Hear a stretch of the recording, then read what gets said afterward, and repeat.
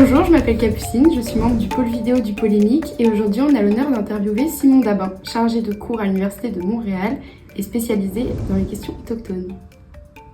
Et moi, c'est Najla, étudiant en sciences politiques et aussi membre de Polémique. Donc, je m'appelle Simon Dabin, je suis chargé de cours ici à l'Université de Montréal au département de sciences politiques dans lequel j'enseigne le cours, notamment le cours politique et gouverne des peuples autochtones depuis 2018 maintenant. Et je suis diplômé d'un doctorat spécialisé en politique canadienne, québécoise et études autochtones. Quels sont les 3 principaux groupes autochtones au Canada? Les 3 principaux groupes autochtones, d'accord. Donc effectivement, le Canada a fait une division administrative en vérité des autochtones et identifie donc 3 principaux groupes effectivement. Les Inuits, la nation Métis ou Métis là, mais on préférera prononcer Métis en français, et les Premières Nations. Premières Nations qui sont la plus grande population d'ailleurs d'autochtones.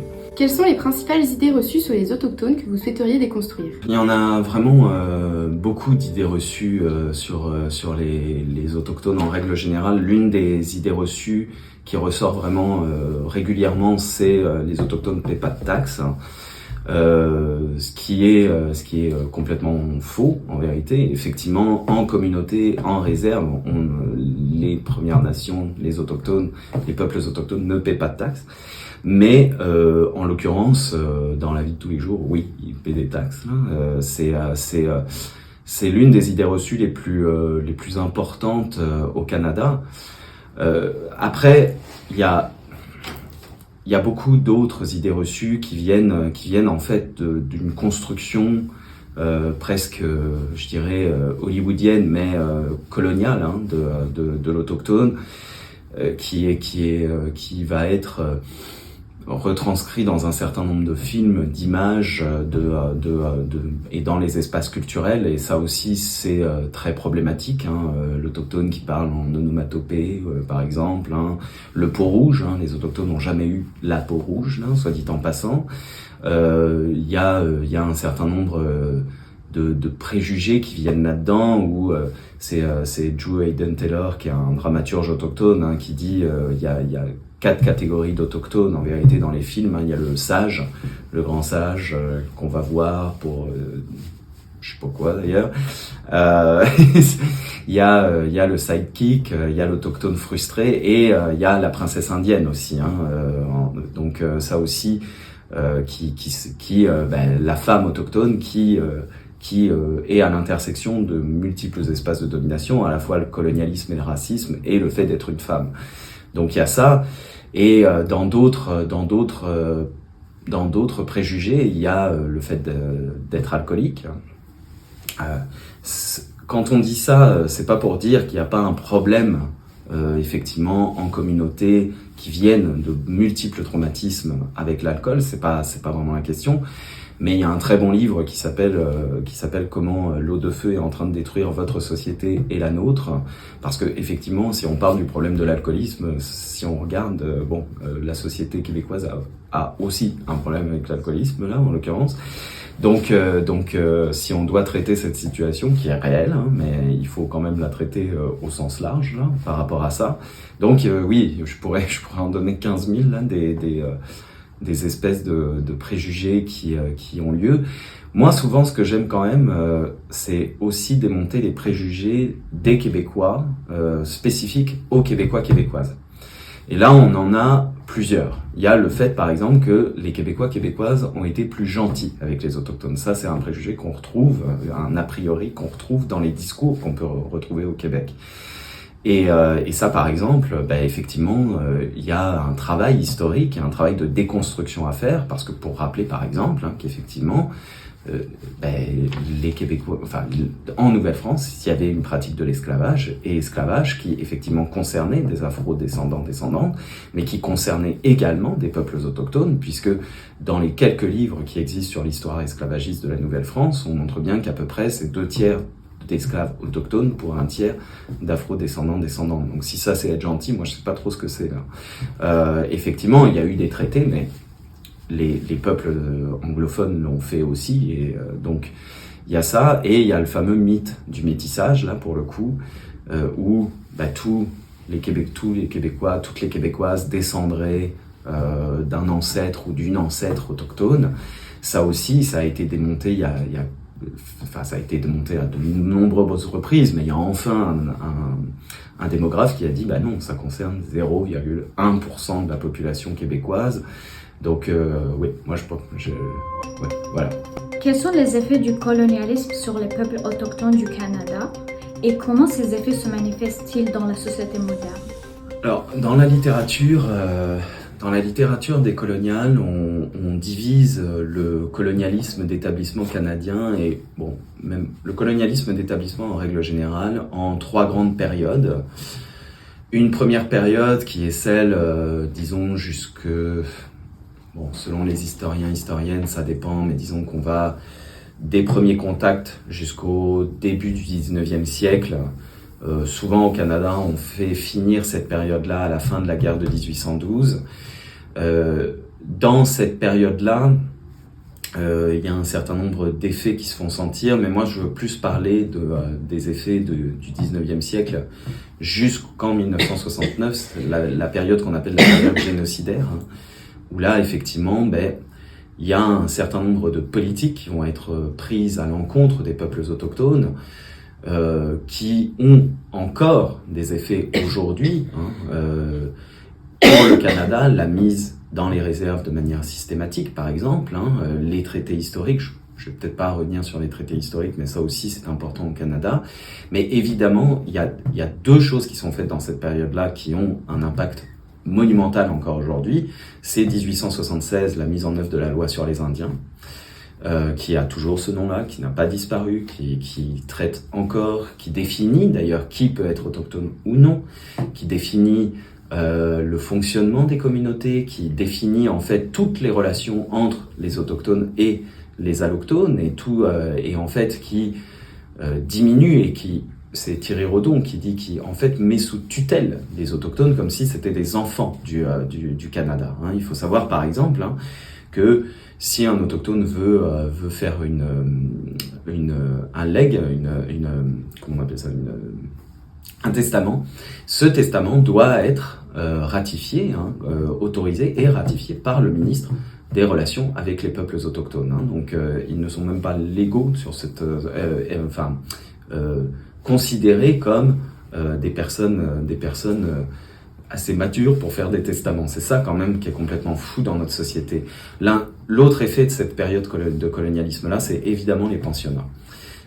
Les pensionnats qui vont, en gros, s'établir entre la fin du 19e siècle et le dernier pensionnat va fermer ses portes en 1996. Mais disons qu'à partir des années 60, on va avoir moins de placements automatiques, même si ça dépend vraiment des nations. Évidemment, les pensionnats, ça a un effet énorme, parce que les pensionnats ont séparé plusieurs personnes de leur culture, fait grand mal sur la question des langues autochtones, la disparition des langues autochtones, et enfin en tout cas leur affaiblissement extrême est largement venu des pensionnats. On parle aussi de traumatisme intergénérationnel et de traumatisme. Les pensionnats étaient traumatiques pour les enfants. On sait qu'il y avait des abus, on sait qu'il y avait de la violence, on sait qu'il y avait de la malnutrition. On sait aujourd'hui aussi, et ça fait des années que les autochtones le disaient, mais que des enfants ne sont jamais revenus des pensionnats, puisque depuis 2 ans maintenant, on retrouve, dès qu'on fouille dans un pensionnat, des corps d'enfants, des fosses communes. C'est quand même ça aussi la réalité des pensionnats. Évidemment, ça a un impact extrêmement fort. Mais si on voulait parler du colonialisme moderne, d'une certaine manière, on en a parlé. Il y a ces fameux mythes autour des autochtones, cette fameuse, en fait, le fait d'empêcher encore, enfin de s'empêcher encore en tant que population de voir les autochtones dans toute leur diversité et dans toute leur réalité, ce qui leur appartient. Donc il y a cet aspect-là qui a encore un effet. Je dirais effectivement le racisme systémique qui a quand même été souligné, qui est un grand débat au Québec, mais enfin, Il y a eu une commission qui s'appelle la commission Vien, la commission sur les relations entre les autochtones et certains services publics du Québec, qui a largement démontré qu'il y avait un problème dans le lien entre les peuples autochtones, enfin dans la relation des peuples autochtones avec les services publics. Dans les conséquences actuelles également du colonialisme, on ne peut pas non plus passer sous silence un point très important qui est le drame des femmes autochtones disparues et assassinées, où effectivement, encore aujourd'hui, des femmes disparaissent dans les communautés et on n'a pas voulu voir ce problème, on a invisibilisé ça jusqu'à ce qu'enfin on mette en place une commission d'enquête, mais cette commission d'enquête, on n'a toujours pas... on a commencé à mettre en place effectivement des mesures de politique publique pour régler ça, mais effectivement, il y a une prise de conscience à faire sur la population. Et j'ajouterais, effectivement, le rapport qui est également tombé au Québec il y a maintenant 2 ans ou 1 an sur la stérilisation forcée des femmes autochtones, où Suzy Basile a démontré dans un rapport qu'il y avait encore des stérilisations forcées des femmes, puisque l'un des témoignages date de 2019 tout de même. Globalement, tout ça sur les effets du colonialisme contemporain, c'est qu'on voit bien quelque chose. C'est que le colonialisme a une espèce d'effet, et plusieurs auteurs décoloniaux, décoloniales le disent, auteurs et autrices, c'est qu'il a un effet totalisant. Les gens vont normaliser ces espaces de domination, que ce soit les allochtones vont internaliser, vont être socialisés pour ne pas voir les violences qui sont faites envers les peuples autochtones, ou pour ne pas vouloir entendre leurs revendications, ou ne pas vouloir les connaître, ou ne pas vouloir les approcher, bref, un certain nombre de choses. Et si on parle des femmes autochtones disparues et assassinées ou de la stérilisation forcée, c'est l'internalisation également du fait que les femmes autochtones sont moins humaines que les autres. C'est Judith Butler qui dit dans un de ses ouvrages que dans une société patriarcale, la femme est déjà moins humaine que l'homme parce que les règles sont faites pour l'homme, mais dans une société coloniale et patriarcale, la femme, effectivement, et ça se voit, parce qu'on parle quand même de médecins qui se sentent autorisés à faire ça. On parle de médecins qui se sentent autorisés à intervenir et à stériliser de force des femmes. Pour qu'un médecin se sente autorisé à faire ça, et qu'un groupe médical se sente autorisé à faire ça, parce qu'effectivement, c'est pas un médecin seul qui peut stériliser de force. Mais il faut avoir internalisé le fait, quand même, que le corps de la femme autochtone est encore un objet, et que ce corps-là, on peut en disposer. C'est ça. Et les femmes autochtones disparues et assassinées, c'est exactement ça. Et ce qui est complètement fou dans notre société, c'est que ce rapport-là est sorti, et ça aurait dû offusquer la société québécoise. Parce que j'espère que si demain, il y a un cas d'une femme allochtone à qui ça arrive, j'espère qu'on sera offusqué. Parce que et en fait, ce silence, ça aussi, c'est l'internalisation. Ben voilà, on ne veut pas voir ces violences-là. C'est ça, les conséquences du colonialisme sur notre société.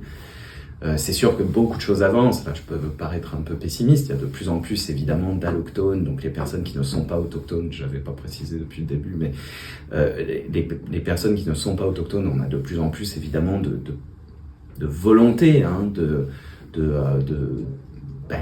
changer la société et de s'informer sur ces réalités-là. Mais il y a encore énormément de travail à faire.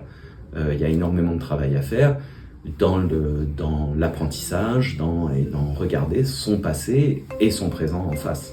Quels sont les défis majeurs auxquels font face actuellement et vont devoir faire face dans un avenir proche les autochtones ?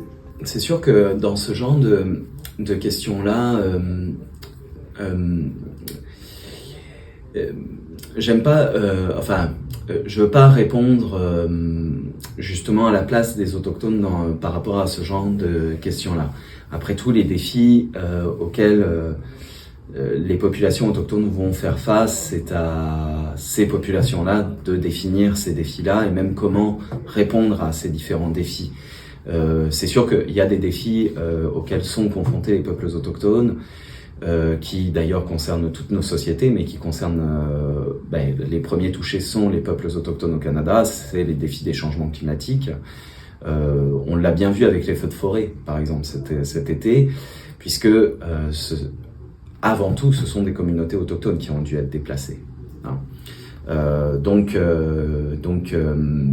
Et certaines d'ailleurs en Colombie-Britannique, je crois qu'il y en a une qui n'a jamais pu revenir de fait sur son territoire, s'il me semble. J'ai oublié laquelle par contre. Donc il y a des défis. Moi je pense plus aux défis auxquels nous en tant que société allochtone, on doit faire face justement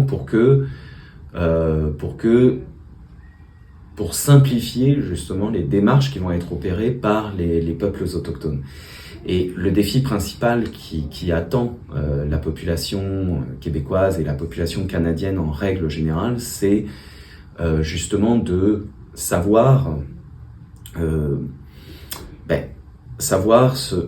regarder ce colonialisme-là en face, déconstruire un certain nombre de choses, de présupposés, mais aussi de politiques coloniales en place.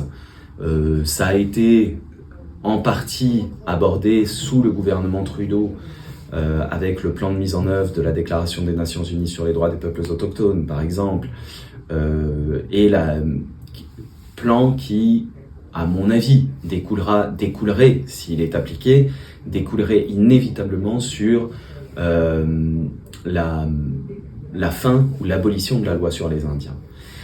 Ça fait partie des défis. Mais quand je dis les défis pour notre société, c'est que notre société va devoir apprendre aussi à partager sa souveraineté, va devoir apprendre à accepter l'autodétermination des peuples autochtones, va devoir apprendre à pouvoir discuter en fait de nation à nation, respecter les populations autochtones, parler de nation à nation avec les peuples autochtones, apprendre sur ces peuples et au-delà d'apprendre sur ces peuples, finalement, le plus grand défi, c'est de créer une meilleure société. Et une meilleure société, bien sûr, dans laquelle les nations autochtones auront ce qu'elles veulent, et dans la diversité de ce qu'elles souhaitent, selon les peuples, selon les nations, évidemment. Bien sûr, dans un souci d'autodétermination la majorité du temps, c'est le maître mot, bien sûr. Mais évidemment, il y aura des demandes diverses et variées, et nos sociétés doivent accepter ces demandes. Je pense, et inévitablement, parce que il y a encore des violences dans nos sociétés qui ne sont pas juste acceptables, en fait. On ne peut pas rester neutre face à une situation comme ça. On ne peut pas rester neutre quand on pense aux femmes autochtones disparues et assassinées. En tant que société, c'est à nous de nous dire « Non, c'est pas normal, là. C'est pas normal. Il y a quelque chose sur lequel on doit travailler, là, réellement. » Et évidemment, il est possible aussi que dans ce travail-là, on crée une meilleure société pour nous-mêmes aussi. Hein, et notamment, effectivement, ce que nous disent les peuples autochtones sur les changements climatiques, ce qu'ils nous disent en règle générale sur tout ça, ça aussi il faudra l'entendre là, parce que à un moment donné, on aura les conséquences de ça pour nos sociétés aussi, tout le monde le sait. Donc entendons-les avant que nous, on soit la tête dans le mur et que ce soit trop tard, d'une certaine manière, de réagir. On parle beaucoup de réconciliation au Canada. J'aime pas forcément je trouve que ce terme a perdu un peu de sa force à mesure qu'il a été utilisé à tort et à travers et tout ça, mais il y a toujours un terme que moi j'aime beaucoup et qui pourrait résumer en vérité ce gros défi-là qui nous attend. Il y a une phrase que j'aime beaucoup de John Burroughs qui dit dans l'un de ses ouvrages, je la dis souvent en cours, mais qui dit dans l'un de ses ouvrages, avant de se réconcilier entre peuples autochtones et peuples allochtones, ce qu'on doit penser, tous et toutes, c'est à une réconciliation avec la Terre. Et ça, à mon avis, c'est le gros défi qui attend, notamment dans une perspective décoloniale du Canada.